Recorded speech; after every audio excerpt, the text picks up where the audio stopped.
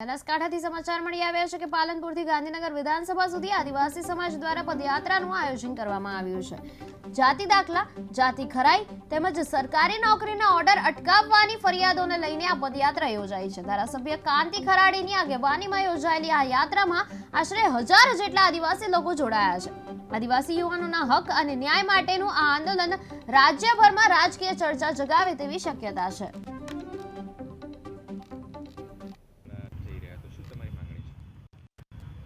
છેલ્લા કેટલાય વર્ષોથી જાતિ અંગેના દાખલાઓમાં અમારા વિદ્યાર્થીઓને, અમારા યુવાનોને જે જાતિના દાખલાઓ કાઢવામાં કે સરકારી પરીક્ષા પાસ કરીને સરકારી નોકરી મેળવી હોય એના પછી પણ એમના જે ઓર્ડર રોકી રાખવામાં આવ્યા છે એ બાબતે અમે આ કલેક્ટર કચેરીએ, મામલતદાર કચેરીએ, મંત્રીતંત્રીઓ કે મુખ્યમંત્રી સુધી અમારી રજૂઆતો, લેખિત રજૂઆતો પહોંચાડી છે, પણ આ સરકારે અમારું કોઈ પણ સુખદ નિરાકરણ લાવ્યું નથી। અમારા યુવાનોનું ભવિષ્ય બચાવવા માટે, અમારા વિદ્યાર્થીઓનું ભવિષ્ય બચાવવા માટે સતત ને સતત અમે સરકારનું ધ્યાન દોર્યું છે કે આ બાબતે કોઈ નિરાકરણ લાવે, પરંતુ આજ દિન સુધી કોઈ પણ પ્રકારનું નિરાકરણ લાવ્યું નથી।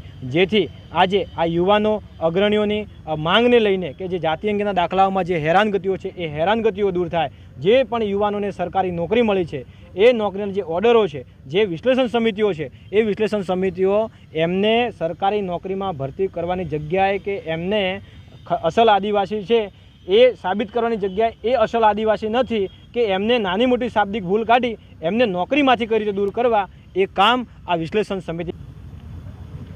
ઓકે, તમારું નામ? મારું નામ કાંતિલાલ માજીરાણા, બનાસકાંઠા જિલ્લા સામાજિક આગેવાન છું। આજે અમે અહીંયા અમારો આજે કાર્યક્રમ છે પગપાળા યાત્રા સરકાર સામે અવાજ ઉઠાવવા માટેનો, એ સમગ્ર આદિવાસી સમાજને લઈ અને અમે આજે જે નીકળ્યા છીએ। અમારા આદિવાસી સમાજના જે દાખલાઓ નીકળવામાં તકલીફ પડે છે અને જે દાખલા નીકળ્યા છે એનું પણ આજે જે નોકરીઓ જે છે એ નોકરીઓ પણ એની અધ્યર ચાલશે।